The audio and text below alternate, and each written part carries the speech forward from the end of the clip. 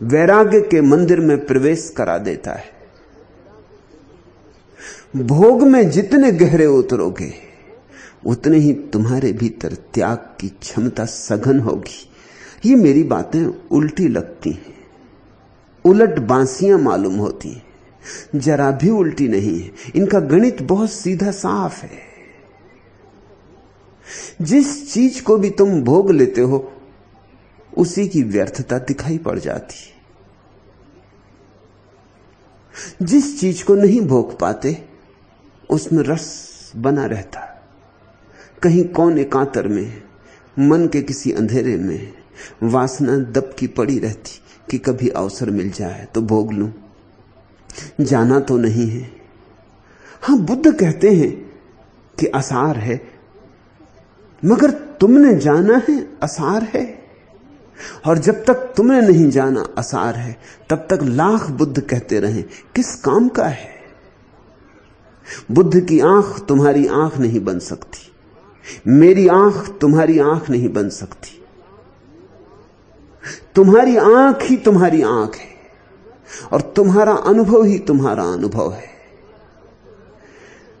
परमात्मा की तरफ जाने के लिए संसार सीढ़ी है और भारत में आध्यात्मिकता की संभावना कम होती जाती, क्योंकि भारत रोज रोज दीन होता जाता, रोज रोज दरिद्र होता जाता। और कारण हमारी धारणाएं। पहली तो धारणा हमने मान रखा है कि लोग गरीब और अमीर भाग्य से। यह बात नितांत मूढ़तापूर्ण है। न कोई अमीर है भाग्य से, न कोई गरीब है भाग्य से। गरीबी अमीरी सामाजिक व्यवस्था की बात है।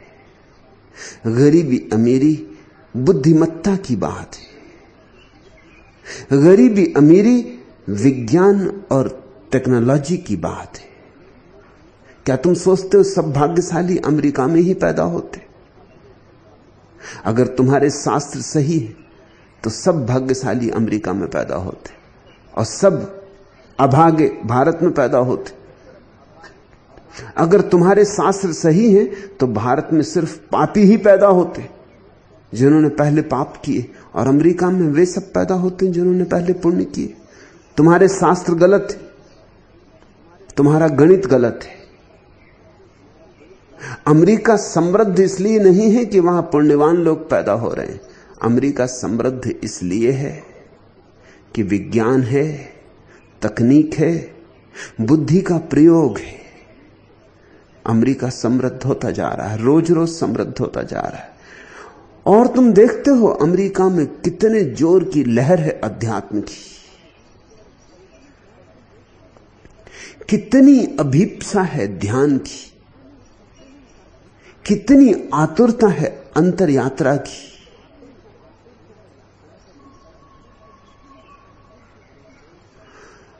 हजारों लोग पश्चिम से पूरब की तरफ यात्रा करते हैं इसी आशा में कि शायद पूरब के पास कुंजियां मिल जाएं।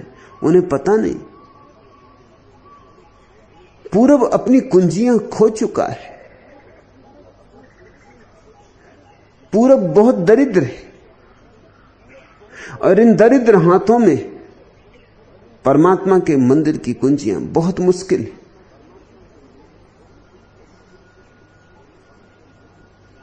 तो पहली तो बात है, भारत पुनः समृद्ध होना चाहिए। और समृद्ध होने के लिए जरूरी है कि गांधीवादी जैसे विचारों से भारत का छुटकारा हो। बिना बड़ी टेक्नोलॉजी के अब यह देश समृद्ध नहीं हो सकता। अब इसकी संख्या बहुत है।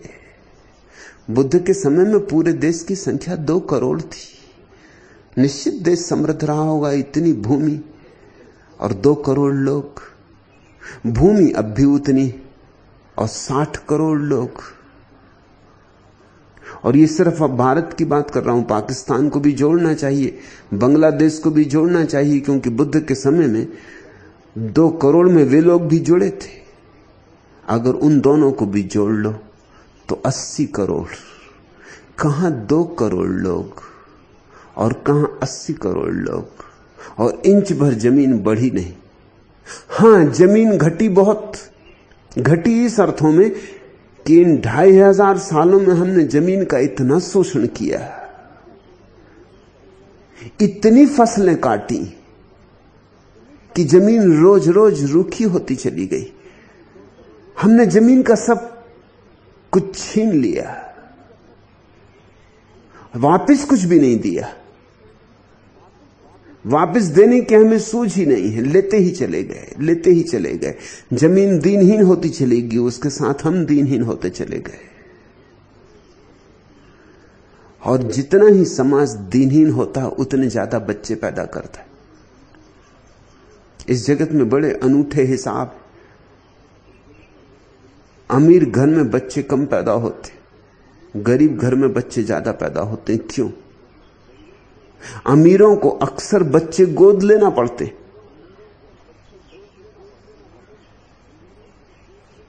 कारण है, जितना ही जीवन में सुख सुविधा होती है, जितना ही जीवन में विश्राम होता है, जितना ही जीवन में भोग के और अन्य अन्य साधन होते, उतनी ही काम वासना की पकड़ कम हो जाती। जिनके पास और भोग के कोई भी साधन नहीं है, उनके पास बस एक ही मनोरंजन है, काम वासना, और कोई मनोरंजन नहीं है। फिल्म जाओ तो पैसे लगते, रेडियो, टेलीविजन, नृत्य, संगीत, सब में खर्चा है। काम वासना बेखर्च मालूम होती। तो गरीब आदमी का एक ही मनोरंजन है, काम वासना। तो गरीब आदमी बच्चे पैदा किए चला जाता है। जितने गरीब देश हैं उतने और गरीब होते चले जाते, जितने अमीर देश हैं उतने और अमीर होते चले जाते हैं। क्योंकि अमीर देशों में बच्चे पैदा करना बहुत सोच विचार के होता है।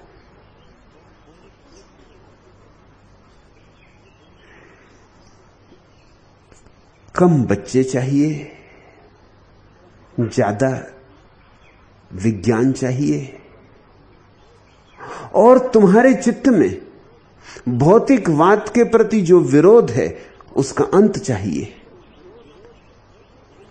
क्योंकि अध्यात्म केवल भौतिक के ही आधार पर खड़ा हो सकता है। मंदिर बनाते हो, स्वर्ण के शिखर चढ़ाते हो, मगर नींव में तो अनगढ़ पत्थर ही भरने पड़ते, नींव में तो सोना नहीं भरना पड़ता। जरूर जीवन के मंदिर में शिखर तो अध्यात्म का होना चाहिए, लेकिन बुनियाद तो भौतिकता की होनी चाहिए। मेरे हिसाब में भौतिकवादी और अध्यात्मवादी में शत्रुता नहीं होनी चाहिए, मित्रता होनी चाहिए। हां, भौतिकवाद पर ही रुक मत जाना, अन्यथा ऐसा हुआ कि नींव तो भर ली और मंदिर कभी बनाया नहीं। भौतिकवाद पर रुक मत जाना, भौतिकवाद की बुनियाद बना लो, फिर उस पर अध्यात्म का मंदिर खड़ा करो। भौतिकवाद तो ऐसे है जैसे वीणा बनी है लकड़ी की तारों से, और अध्यात्मवाद ऐसे है जैसे वीणा पर उठाया गया संगीत। वीणा और संगीत में विरोध तो नहीं है। वीणा भौतिक है, संगीत अभौतिक है। वीणा को पकड़ सकते हो, छू सकते हो, संगीत को न पकड़ सकते न छू सकते, सिर्फ अनुभव कर सकते हो, उस पर मुट्ठी नहीं बांध सकते। अध्यात्म जीवन की बुनियाद नहीं बन सकता, और वही भूल भारत ने की। अध्यात्म को जीवन की बुनियाद बनाना चाहा, बिना वीणा के संगीत को लाना चाहा। हम चूकते चले गए। पश्चिम की भूल है, वीणा तो बन गई है लेकिन वीणा का बजाना नहीं आता। नींव तो भर गई है लेकिन मंदिर के बनाने की कला भूल गई है। याद ही नहीं रहा कि नींव क्यों बनाई थी। पश्चिम ने आधी भूल की है, आधी भूल हमने की है। और फिर भी मैं तुमसे कहता हूं, पश्चिम की आधी भूल ही तुम्हारी आधी भूल से ज्यादा बेहतर है। नींव हो तो मंदिर बन सकता है, लेकिन सिर्फ मंदिर की कल्पनाएं हो और नींव ना हो तो मंदिर नहीं बन सकता। भारत को फिर से भौतिकवाद के पाठ सिखाने होंगे। और मैं तुमसे कहता हूं कि वेद और उपनिषद भौतिकवाद विरोधी नहीं। कहानियां तुम उठा के देखो। जनक ने एक बहुत बड़े शास्त्रार्थ का आयोजन किया है। 1000 गौओं, सुंदर गौओं को, उनके सींगों को सोने से मढ़ के, हीरे जवाहरात जड़ के महल के द्वार पर खड़ा किया है कि जो भी शास्त्रार्थ में विजेता होगा वह इन गौओं को ले जाएगा। ऋषि मुनि आए हैं, बड़े विद्वान पंडित आए हैं। विवाद चल रहा है, कौन जीतेगा पता नहीं। दोपहर हो गई, गौएं धूप में खड़ी हैं। तब याज्ञवल्क्य आया, उस समय का एक अद्भुत ऋषि, रहा होगा मेरे जैसा आदमी।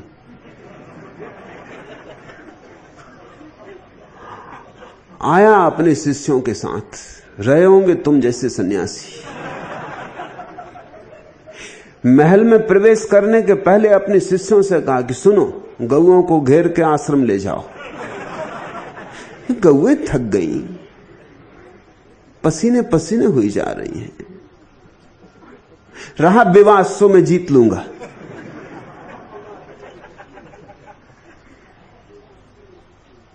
हजार गौएं सोने से मढ़े हुए, उनके सींग हीरे जवाहरात जड़े हुए।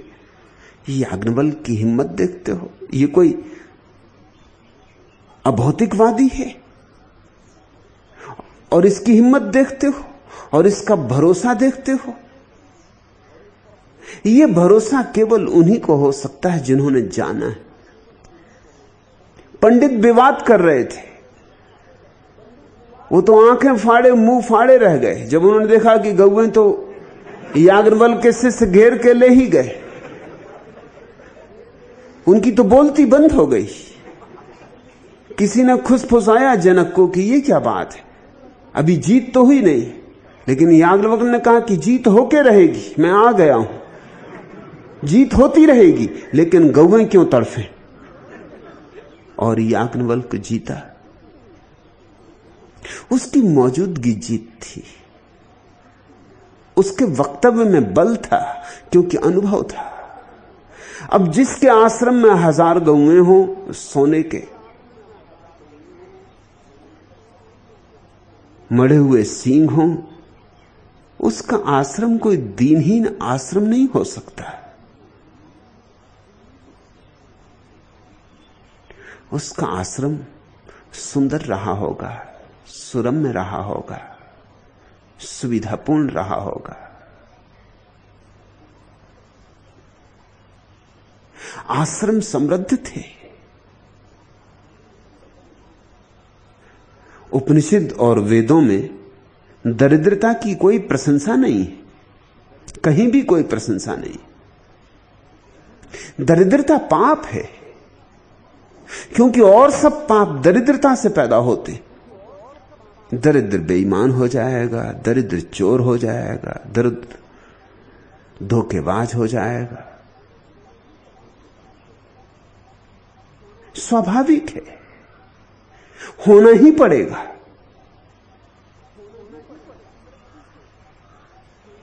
समृद्धि से सारे सद्गुण पैदा होते, क्योंकि समृद्धि तुम्हें अवसर देती है कि अब बेईमानी की जरूरत क्या है। जो बेईमानी से मिलता वो मिला ही हुआ है। लेकिन एक समय आया इस देश का। जब पश्चिम से लुटेरे आए, सैकड़ों हमलावर आए, खून आए, तुर्क आए, मुगल आए, फिर अंग्रेज, पुर्तगीज, और ये देश लुटता ही रहा, लुटता ही रहा, और ये देश दीन होता चला गया। और ध्यान रखना, मनुष्य का मन हर चीज के लिए तर्क खोज लेता है। जब ये देश बहुत दीन हो गया तो अब अपने अहंकार को कैसे बचाएं, तो हमने दीनता की प्रशंसा शुरू कर दी। हम कहने लगे अंगूर खट्टे। जिन अंगूरों तक हम पहुंच नहीं सकते उनको हम खट्टे कहने लगे, और हम कहने लगे अंगूरों में हमें रस ही नहीं है। जैसे हम दरिद्र हुए वैसे ही हम दरिद्रता का यशोगान करने लगे। ये अपने अहंकार को समझाना था, लीपापोती करनी थी, और अब भी ये लीपापोती चल रही है। इसे तोड़ना होगा। ये देश समृद्ध हो सकता है, इस देश की भूमि फिर सोना उगल सकती है, मगर तुम्हारी दृष्टि बदले तो, तुम्हारे भीतर वैज्ञानिक सूझबूझ पैदा हो तो। कोई कारण नहीं है दरिद्र रहने का, और एक बार तुम समृद्ध हो जाओ तो तुम्हारे भीतर भी आकाश को छूने की आकांक्षा बलवती होने लगेगी। फिर करोगे क्या? जब धन होता, पद होता, प्रतिष्ठा होती, सब होता, फिर तुम करोगे क्या? फिर प्रश्न, जीवन के आत्यंतिक प्रश्न उठने शुरू होते हैं। मैं कौन हूं? ये भरे पेट ही उठ सकते, भूखे भजन न हो इनको पाला। ये भजन, ये कीर्तन, ये गीत, ये आनंद, ये उत्सव भरे पेट ही हो सकता है, और परमात्मा ने सब दिया है। अगर वंचित हो तो तुम अपने कारण से वंचित हो, अगर वंचित हो तो तुम्हारी गलत धारणाओं के कारण तुम वंचित हो। अमेरिका की कुल उम्र 300 साल है, और 300 साल की उम्र में आकाश छू लिया, सोने के ढेर लगा दिए, और यह देश कम से कम 10,000 साल से जी रहा है, और हम रोज दीन होते गए, रोज दरिद्र होते चले गए, यहां तक दरिद्र हो गए कि अपनी दरिद्रता को हमें सुंदर वस्त्र पहनाने पड़े। दरिद्र नारायण, हमें दरिद्रता के गुणगान गाने पड़े। हमने दरिद्रता को अध्यात्म बनाना शुरू कर दिया।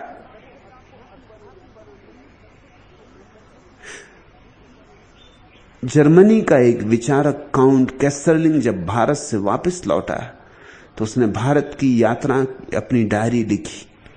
उस डायरी में उसने जगह जगह एक बात लिखी जो बड़ी हैरानी की। उसने लिखा, भारत जाके मुझे पता चला कि दरिद्र होने में अध्यात्म है। भारत जाके मुझे पता चला कि बीमार, रुग्ण, दीनहीन होने में अध्यात्म है। भारत जाके मुझे पता चला कि उदास, मुर्दा होने में अध्यात्म। तुमसे मैं कहना चाहता हूं, ऐसा चलता रहा तो कोई आशा की किरण नहीं। रामानंद, आशा की एक किरण है, सिर्फ एक किरण, कि ये देश समृद्ध होने की अभिप्सा से भरे। फिर उस अभिप्सा से अपने आप अध्यात्म का जन्म होगा। हवा में इन दिनों जहरीला सरूर है, हवा में इन दिनों जहरीला सरूर है। हर एक सर उठाए है गोवर्धन परेशानियों के, हर एक अधमरा है अनिश्चयों और बेहालियों से। हर एक से नाराज, पर टहलता है होकर बगलगीर। रिश्ता आदमी का आदमी से चकनाचूर है। हवा में इन दिनों जहरीला सरूर है। कोई बात है कि आदमी अब सहकर भी बच रहता है, आंसुओं में हंस सकता है, दुखों में भी नच सकता है। दुश्मनी के दायरों दौरों में वह चीती की तरह है चौकन्ना। अपनपे की हद पर जैसे मर जाना मंजूर है। हवा में इन दिनों जहरीला सरूर है। हवा में बहुत जहर छाया हुआ है। प्रेम की जगह घृणा के बीज हमने बोए, हिंदू के, मुसलमान के, ईसाई के, जैन के। खंड खंड हो गए। अध्यात्म अखंड हवा में पैदा होता है। हमने भाईचारा तक छोड़ दिया है, मैत्री तक भूल गए। प्रार्थना कैसे पैदा होगी? हम प्रेम के दुश्मन हो गए। प्रार्थना कैसे पैदा होगी? और मैं अगर प्रेम की बात करता हूं तो सारा देश गालियां देने को तैयार है।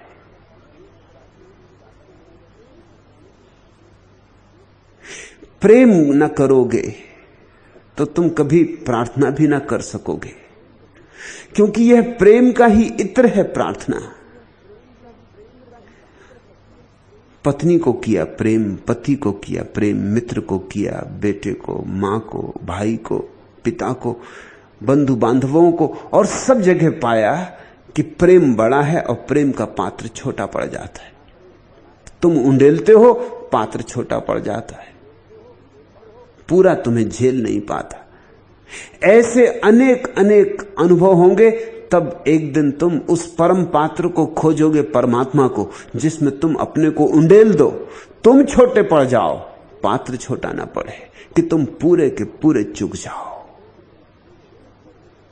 तुम सागर हो और छोटी छोटी गागरों में अपने को उंडेल रहे हो, तृप्ति नहीं मिलती। कैसे मिलेगी? सागर को उंडेलना हो तो आकाश चाहिए, मगर सागर आकाश तक आए इसके पहले बहुत गागरों का अनुभव अनिवार्य है। प्रेम करो, जीवन की निसर्गता से विरोध ना करो, जीवन का निषेध ना करो, जीवन का अंगीकार करो, अहोभाव से अंगीकार करो, क्योंकि उसी अंगीकार से फिर एक दिन तुम परमात्मा को भी अंगीकार कर सकोगे। परमात्मा यहीं छिपा है, इन्हीं वृक्षों में, इन्हीं लोगों में, इन्हीं पहाड़ों, इन्हीं पर्वतों में। तुम इस अस्तित्व को प्रेम करना सीखो। तुम्हारा तथाकथित धर्म तुम्हें अस्तित्व को घृणा करना सिखाता है। बाहर जो है निसर्ग, उसको भी घृणा करना सिखाता है, और तुम्हारे भीतर जो है निसर्ग, उसे भी घृणा करना सिखाता है। निसर्ग को प्रेम करो, क्योंकि निसर्ग परमात्मा का घूंघट। निसर्ग को प्रेम करो तो घूंघट उठा सकोगे। आशा की किरण तो निश्चित है, आशा की किरण तो कभी नष्ट नहीं होती। रात कितनी ही अमावस की आ गई हो, सुबह तो होगी, सुबह तो होके रहेगी। अमावस की रात कितनी ही लंबी हो, और कितना ही ये देश गलत धारणाओं में डूब गया हो, लेकिन फिर भी कुछ लोग हैं जो सोच रहे, विचार रहे, ध्यान कर रहे। वही थोड़े से लोग तो धीरे धीरे मेरे पास इकट्ठे हुए जा रहे हैं। रोटी का मारा यह देश अभी कमल को सही पहचानता है। माना भूखा है, माना दीनहीन है, मगर कुछ आंखें अभी भी आकाश की तरफ उठती। कीचड़ बहुत है, मगर कमल की पहचान बिल्कुल खो गई हो ऐसा भी नहीं। लाख में किसी एकाध को अभी भी कमल पहचान में आ जाता है, प्रतिभिज्ञा हो जाती। नहीं तो तुम यहां कैसे होते? जितनी गालियां मुझे पड़ रही, जितना विरोध, जितनी अफवाहें, उन सब के बावजूद भी तुम यहां हो। जरूर तुम कमल को कुछ पहचानते हो। लाख दुनिया कुछ कहे, सब लोक लाज छोड़ के भी तुम मेरे साथ होने को तैयार हो। आशा की किरण है। रोटी का मारा यह देश अभी कमल को सही पहचानता है। तल के पंख तक फैली जल की गहराई से उपजे सौंदर्य को भूख के आगे झुके बिना धुर अपना मानता है। रूखी रोटी पर तह ताजा मक्खन लगाकर कच्ची बुद्धि वाले कुछ लोगों के हाथ में थमाकर कृष्ण कृष्ण कहते हुए जो उनका कमल छीन लेना चाहते हैं, उनकी नीयत को भली भांति जानता है।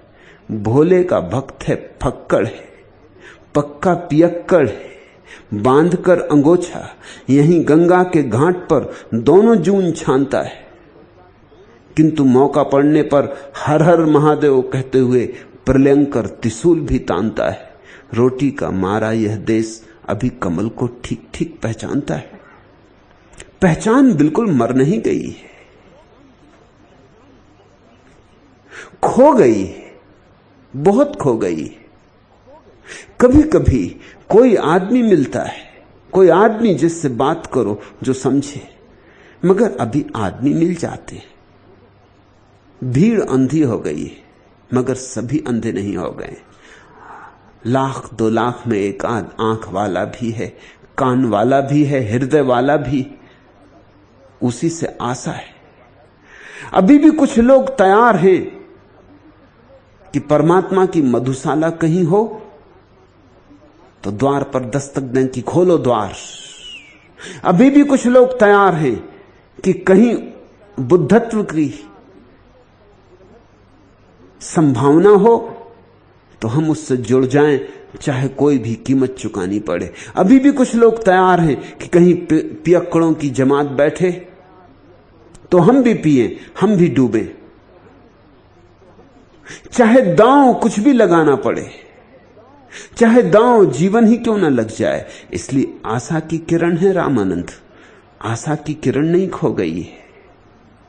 निराश होने का कोई कारण नहीं है। सच तो यह है, जितनी रात अंधेरी हो जाती है उतनी ही सुबह करीब होती। रात बहुत अंधेरी हो रही, इसलिए समझो कि सुबह बहुत करीब होगी। लोग बहुत क्षुद्र बातों के अंधेरे में खो रहे हैं, इसलिए समझो कि अगर सत्य प्रकट हुआ, प्रकट किया गया, तो पहचानने वाले भी जुड़ जाएंगे, सत्य के दीवाने भी इकट्ठे हो जाएंगे। और सत्य संक्रामक होता है, एक को लग जाए, एक को छू जाए तो फैलता चला जाता है। एक जले दिए से अनंत अनंत दिए जल सकते हैं। आशा है, बहुत आशा है, निराश होने का कोई कारण नहीं है। उसी आशा के भरोसे तो मैं काम में लगा हूं। जानता हूं कि भीड़ नहीं पहचान पाएगी, लेकिन यह भी जानता हूं उस भीड़ में कुछ अभिजात हृदय भी हैं। उस भीड़ में कुछ प्यासे हृदय भी हैं जो तड़फ रहे हैं और जिन्हें कहीं जल स्रोत दिखाई नहीं पड़ता। जहां जाते हैं पाखंड है, जहां जाते हैं व्यर्थ की बकवास है, जहां जाते हैं शास्त्रों का तोता रटंत व्यवहार है, पुनरुक्ति है। वैसे कुछ लोग हैं, थोड़े से वैसे ही लोग इकट्ठे होने लगे कि संघ निर्मित हो जाए। संघ निर्मित होना शुरू हो गया है।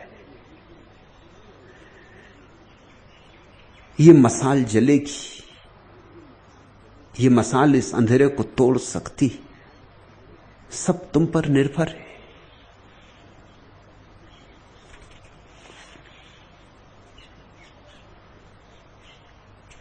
दूसरा प्रश्न, भगवान आज के प्रवचन में अनुवृत्ति की आपने बात की। मेरा जन्म उसी परिवार से है जो आचार्य तुलसी के अनुयायी है। बचपन से ही आचार्य तुलसी के उपदेशों ने कभी हृदय को नहीं छुआ। अभी उन्होंने अपना उत्तराधिकारी आचार्य मुनि नथमल को आचार्य महाप्राज्ञ नाम देकर बनाया है।